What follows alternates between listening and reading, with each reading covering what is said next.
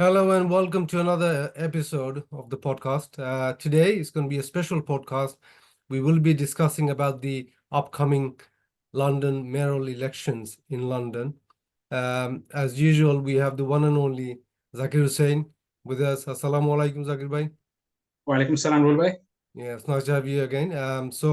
Obviously, we were supposed to have the mayoral elections back in 2020, and then we had the COVID, so it was delayed 1 year, and then we had the last elections. I remember was in 2021, May 7th, I think 7th of May 2021, and then that is why we're having the elections now. So it was delayed by 1 year.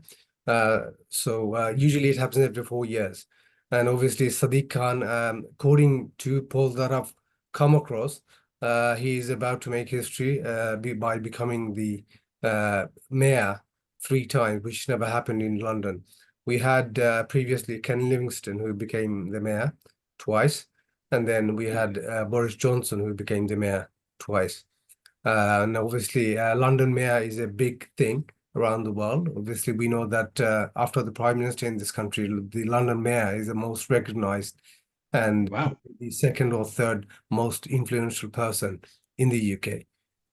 So without further ado, I want to sort of just delve into the pros and cons, the achievements, and everything that has been done over the last sort of 3 years. We will just analyze, and we will analyze all some of the, not all, but some of the candidates, because time is limited.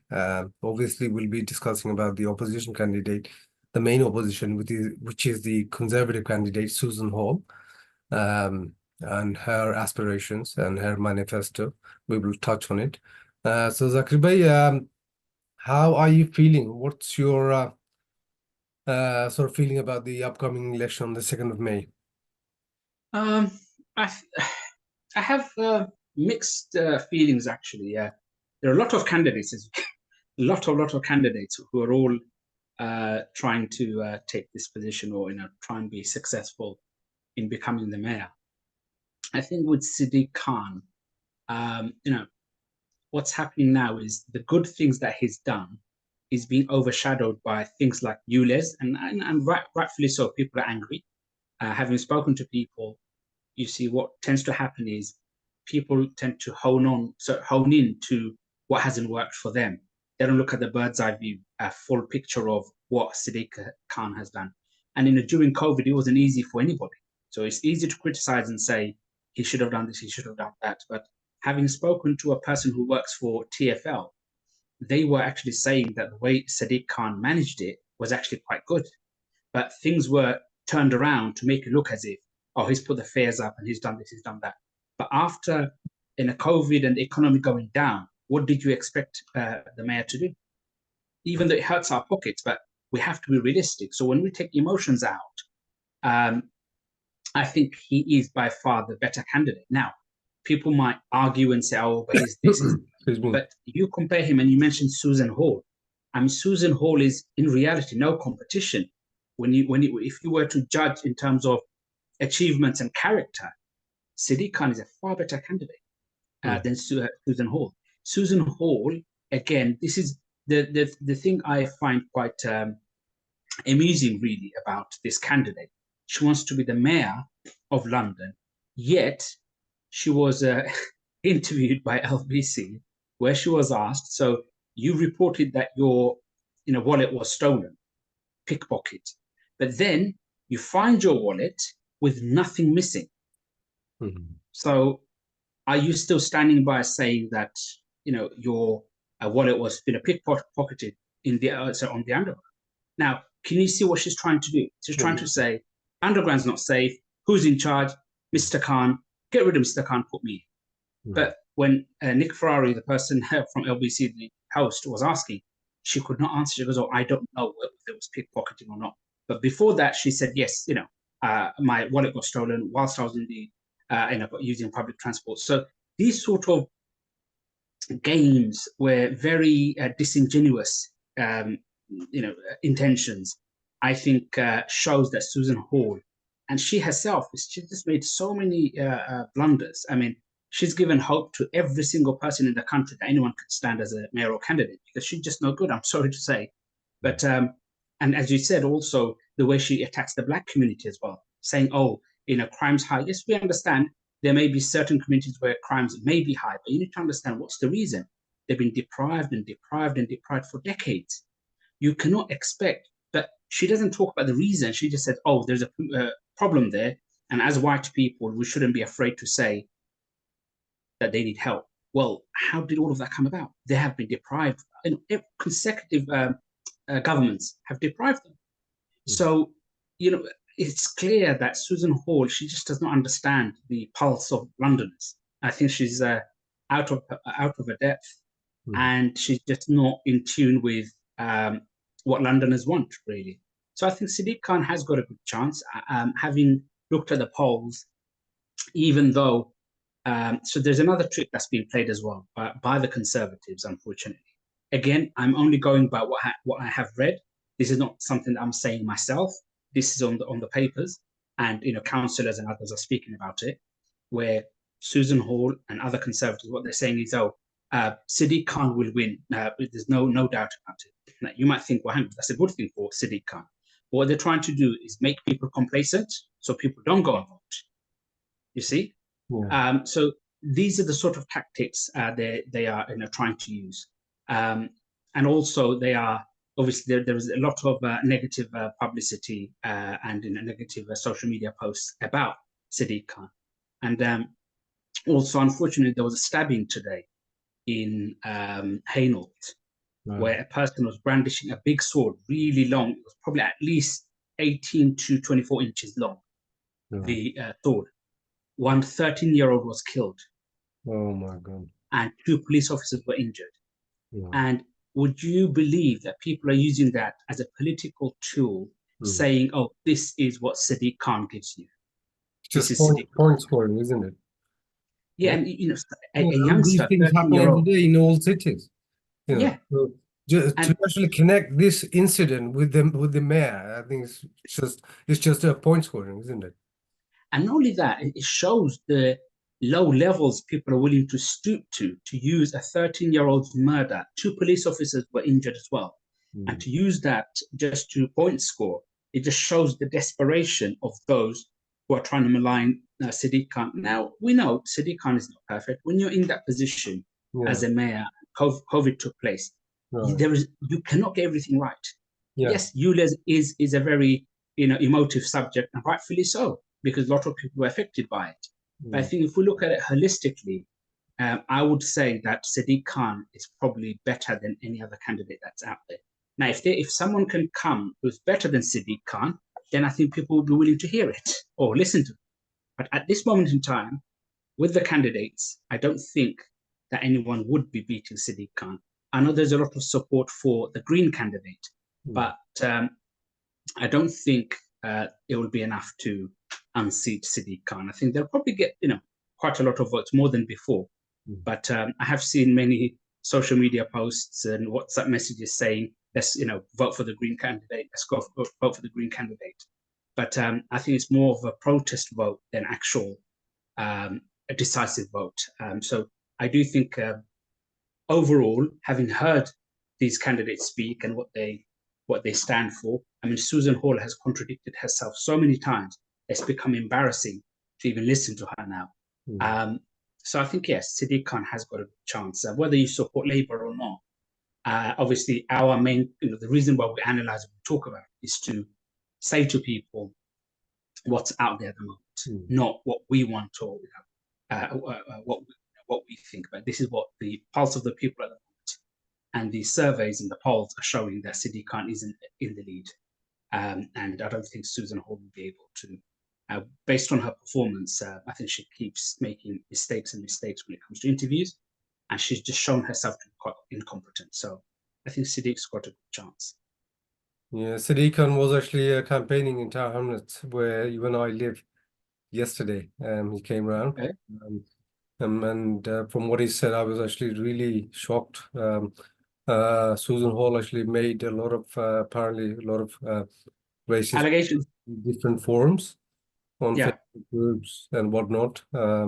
Yeah, so which is very worrying.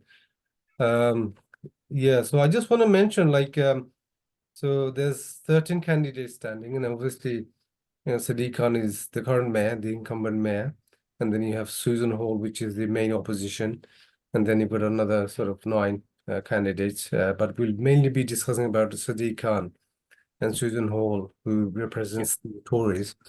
Um, and also, there's a major change this time, by the way. Everybody will have to take an ID with them to vote.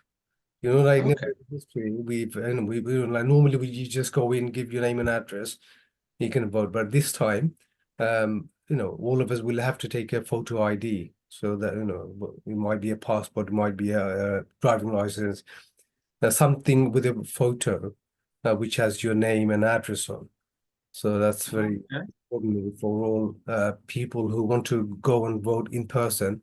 Obviously, I've already voted. I vote by post. Uh, Okay. that's a major change this time. It's funny actually, like most countries actually have this in place already. Like even in Bangladesh, like they have people have to take their national ID cards. But Yeah. it wasn't until like this time round we never had to take any ID to vote. But it is what it is. This is a major change. And another change which the current government actually brought in the past, in mayoral elections, like there used to be like second and third preference votes, but Yeah. this time there's no second or third vote. Yeah, so it's only one vote per person. Some are saying is so it is because like it might favor the conservative candidate. So that's why the government actually brought in the changes. Yeah. Okay. So it's just the one Apparently, vote, isn't it? There is. Currently, Labour does get a lot of second votes, so that's why it favors. Okay. Yeah, so that's one, and let's look at the policies of the candidates, mainly like Sadiq Khan and Susan Hall. What they're actually so Sadiq Khan is promising free school meals and TFL fares being frozen. So he wants to freeze the TFL fares because of the cost of living crisis. That's the number one pledge in his manifesto. And then he wants to fix the housing crisis. He wants to build 40,000 new council homes, rent control homes, and an end to rough sleeping by 2030. And then the third major pledge is he wants to get tough on crime and the causes of crime. He will employ another 1,300 police officers and PCSOs, and he wants to invest more in youth clubs. And the fourth major pledge is a greener future, tackling air pollution and the climate crisis. And the fifth one is standing up for London, defending our diversity and uniting our communities. So what's your take, Zakir? Will you be able to deliver, do you think? I think he's been very ambitious. Hmm. Um, certain ones, I do think, yes, he could possibly deliver the free school meals. I think that is probably something that would be very popular naturally, and I think he'll be able to deliver. But some of the others, I don't think it's within his own control. Hmm. So those who do not want him to succeed will put every single barrier possible to make sure that he doesn't make a success of it.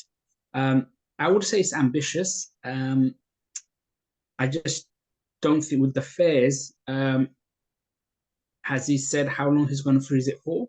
I No, think it that, doesn't say on the actual leaflet that I'm looking at. yeah. Doesn't- So that would be another question that people will be asking because it could be that it's frozen for 1 year, Hmm. and then I don't know what City Council's plans are in that area. But if it's a case of it's just 1 year and then the following year it's sort of doubled in terms of what the price increase, which sort of covers or makes up for the year that it was frozen. So I think that would be important for people to know for how long he intends to freeze it.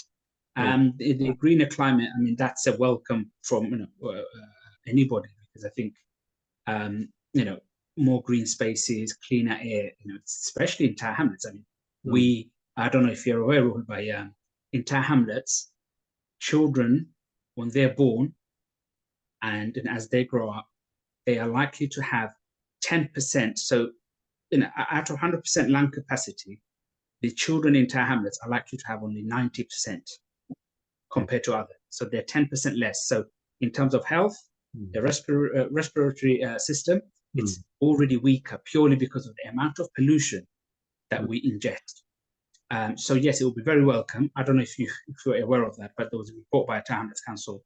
This was probably 5-6 years back, mm, and the highway, commercial road, Whitechapel Road, are some of the most polluted roads, and anyone living next to it will have health problems and are having health problems. mm, So yeah, it's very welcome if we can reduce, the pollution and measures can be put into place. Absolutely, it's welcome. mm. But going back to your question about whether he can deliver, I don't. It's very ambitious, and I think it will possibly struggle to deliver all of them. Some of them I can see he can deliver.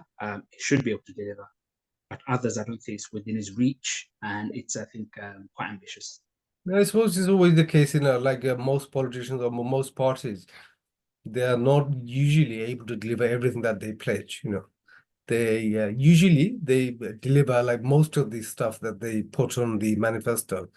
Um, but I think overall, like Sadiq Khan does have a good record of delivering, and standing up for London.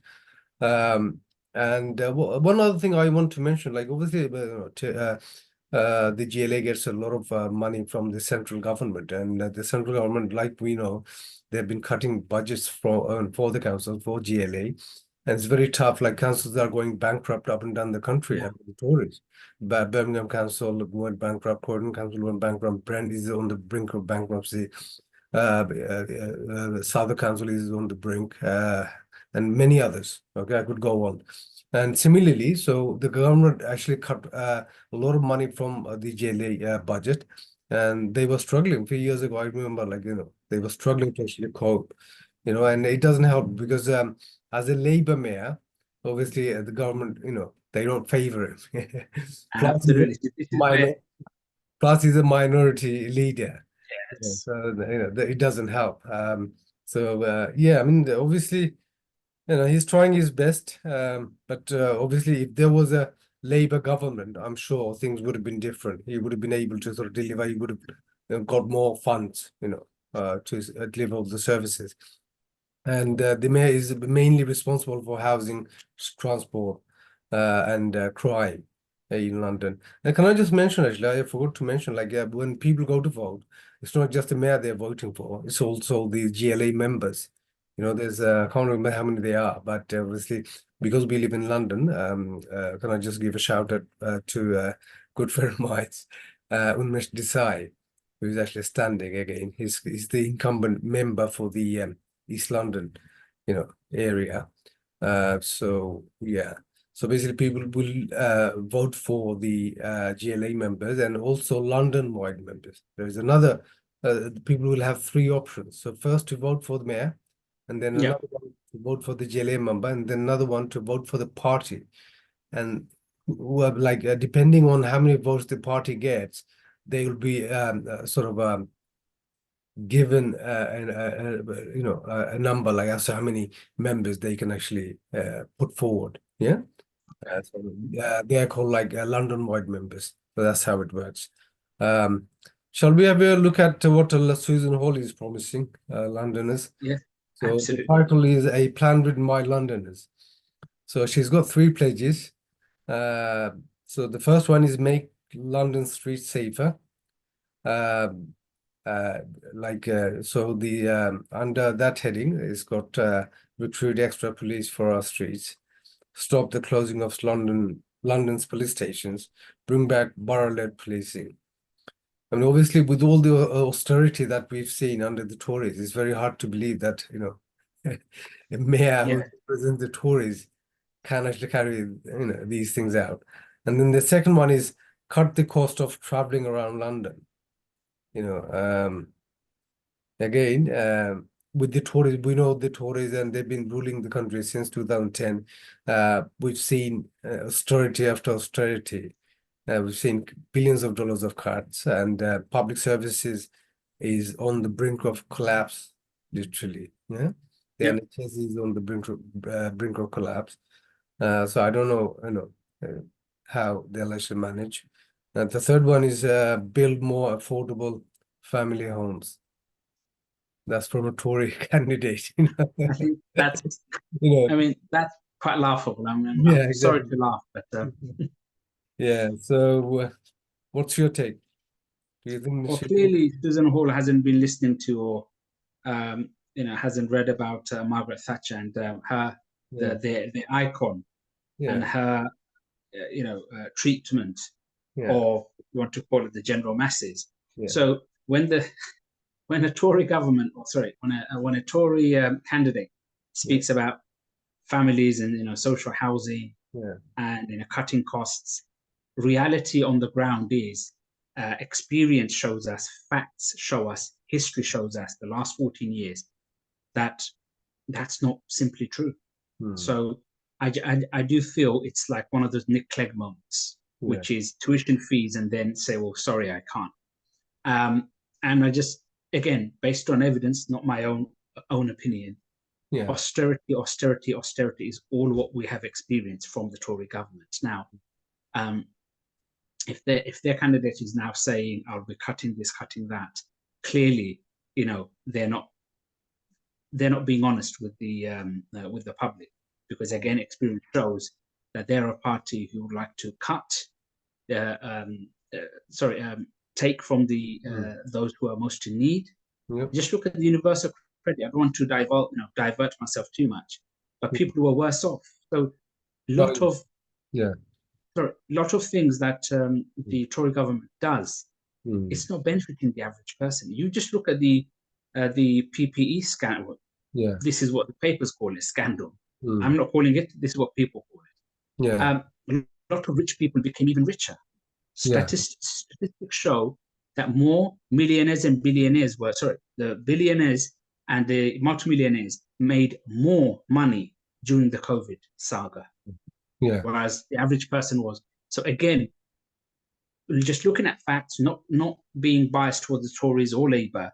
If we hmm, simply look at facts, the Tory government have shown that the average person is not going to be better off with yeah, a Tory government. Now, coming to the mayoral election, London mayoral elections, Susan Hall, being a Tory, I just cannot see her delivering on what she's saying that she will deliver.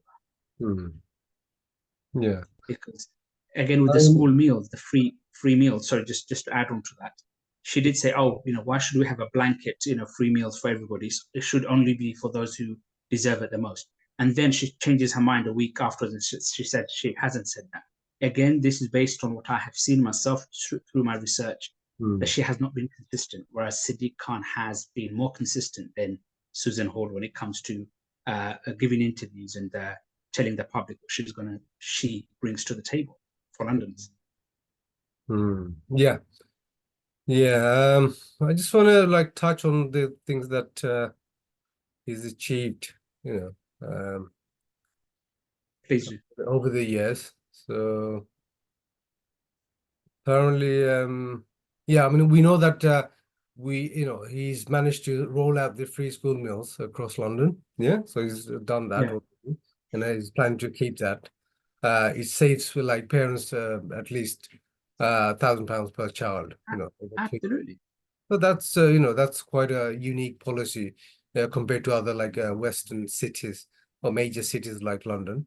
And like it's not easy managing a great city, one of the best cities in the world, like London. It's a city which has something like almost 12 million people who reside. Yeah, Um, so basically, another achievement which he had was a golden era of council house building. He has actually budget for like council house building. A lot of the councils have to apply to that fund, and GLA actually funds a lot of council housing, which we saw a lot of it in Tower Hamlets, yeah, over the years. yeah, Um, So council home building under Sadiq has hit a higher level than at any time since not the 1970s. Last year, Wow. more than doubled the rest of the country combined. So that's the achievement, isn't it? I mean, at least look, no one's perfect, no policy is perfect, no person is perfect, but at least like he's achieved something. At least, he's built a lot of council housing, by working with a And lot of council. There are 32 boroughs in the city, and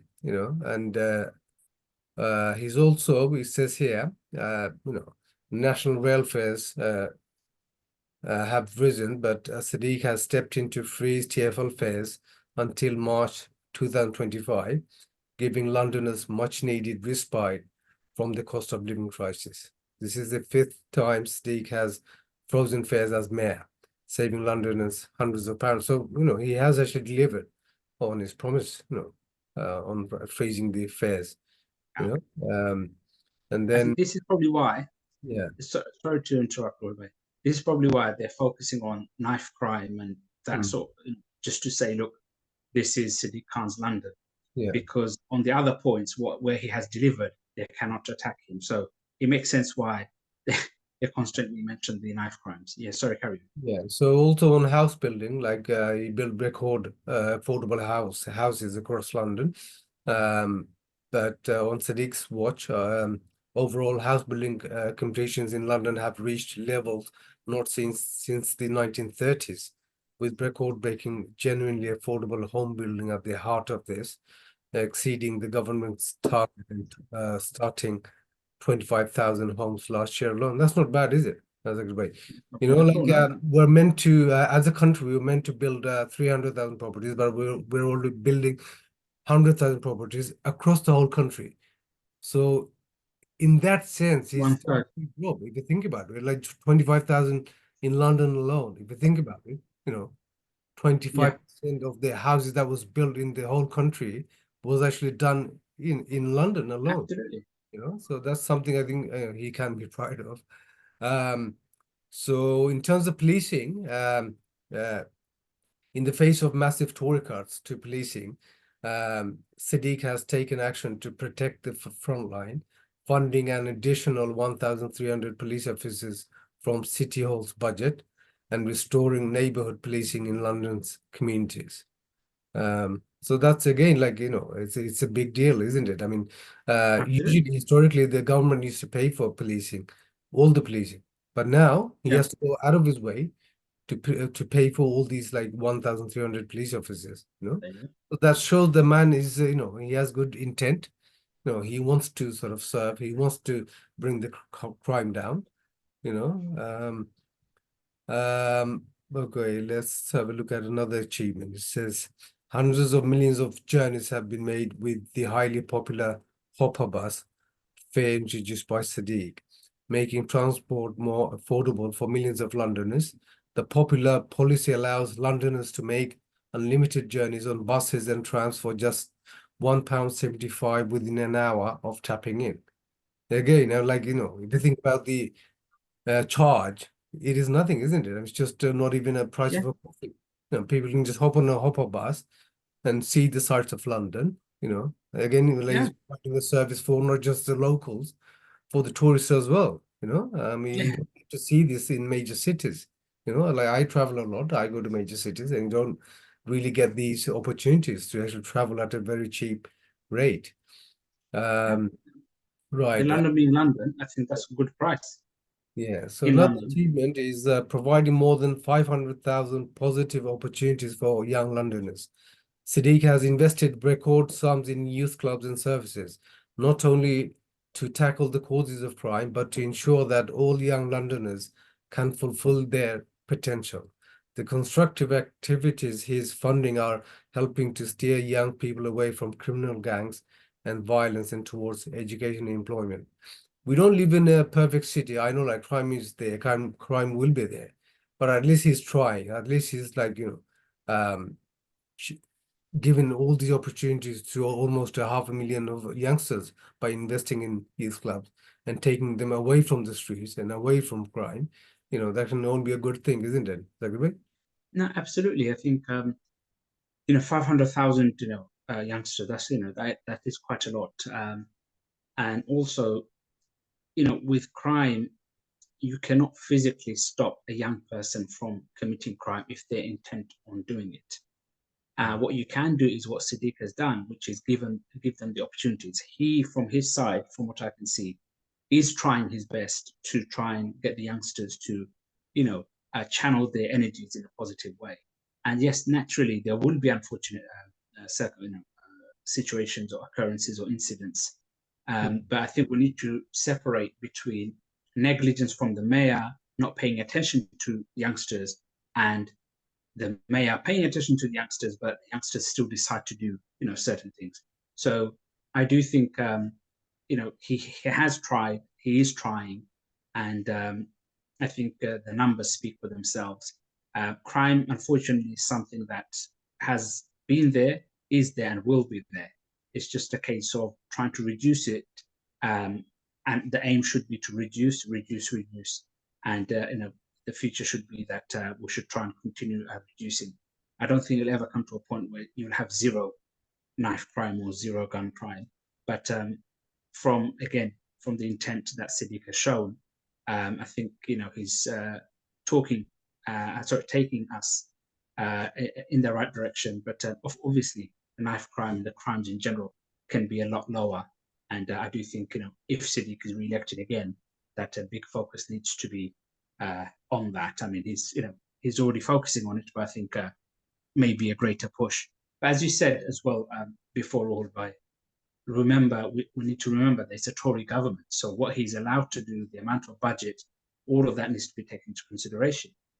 Having said that, if we get a Labour government coming in and Sadiq wins his mayoral, that will be the real test for Sadiq Khan to deliver as much as he can, because then there won't be any excuses. You have a Labour government, you have a Labour mayor of London, and people will be expecting a lot from him. Another contentious issue is the renting in London. So basically, he stood up for the renters. Sadiq has consistently fought the corner of London's renters, calling for rent controls, better rights and protections, and stronger action against unscrupulous landlords who fail to ensure their properties meet basic safety standards. To help renters fight back, he has introduced his pioneering rogue landlord and property license checkers. These have been used hundreds of thousands of times by Londoners, enabling them to claw back thousands of pounds. Being a major city, mega city, we know London is probably the most visited city in Europe, let alone the world. Accommodation is an issue. Renting is a serious issue, and there's a crisis right now because there's limited supply of accommodation in London, and we've seen over the years how the rent has gone up, through the roof. People can barely afford to rent, let alone buy in London. So at least like he's trying to sort of make a start, at least with this policy. He's managed to sort of just curb the unscrupulous landlords. What's your take on that? Yeah, I think that's a very good point that you've raised. It is important that unscrupulous landlords are dealt with. I have heard of cases where landlords are, putting more than, the accommodation only allows, say, 6 people. You've got 12, 13 people in there, and they're all paying more or less premium rent purely because the landlords know that there's a shortage of houses or properties or rental options. So I do think that's a very good step because with the living, the cost of living crisis, rent is it's a big chunk of a person's wage, and if that's not controlled, then it'll have a knock-on effect on other things. What they can eat, how they can heat their properties. So I do think it's a good step by Sadiq Khan, and I think more should be done to stop these unscrupulous. And a lot of it is actually greed from the unscrupulous landlords. And I think it's a step in the right direction. It's a positive move. Moving on, in terms of public transport, Being a son of a bus driver, Sadiq's commitment to public transport has always been unwavering. As mayor, he's got the Superloop, the Night Tube, and the Elizabeth Line all up and running, as well as extensions to the Northern Line and the Overground, making it easier, faster, and more sustainable for Londoners to move around the greatest city in the world. I mean, you have to give it to the man, Now, Mayor I for- was going to say there, Ruhul Bhai, yeah. the Elizabeth line, which takes you all the way to, I believe, the Heathrow Yeah. Airport as well. Am I correct? Yes, you're right. Yeah. Yeah. So the reason why I say that is I have used it myself, and So have I. the So have I as well. Yeah. yeah, It's and made a much and massive difference, in terms of absolutely. I attracting mean, and we the can get on time. from Whitechapel, from Shadwell Station, we can go to Whitechapel, Yeah. and then with the underground all the way to be able to go to Heathrow. I mean, you take a Half an car hour. or a taxi, it's very difficult because all the congestion and the traffic. But I think that has been it was such a smooth ride Mm, that I was with my family and I mm, just thought, this is good. So, as a Londoner, living here for over 3 decades, I mm, think that's been a very positive move, and the journey was a pleasant one. And yeah, I do think that was the Elizabeth line is a very very good move. mm. Yeah, moving on to homelessness. So Sadiq has a quadrupled City Hall's rough sleeping budget, helping more than 16,000 people off London streets. He's also delivered more than 1,000 long-term homes for rough sleepers, which are helping some of London's most vulnerable citizens rebuild their lives. What's your take? Yeah. Agree? So on that, yes, absolutely. I think it's worrying some of the rough sleepers, and there are those who do get the help, still decide that they Mm, want to sleep rough. There are those who make those decisions. And the reason why we need to try our best as a society and those in power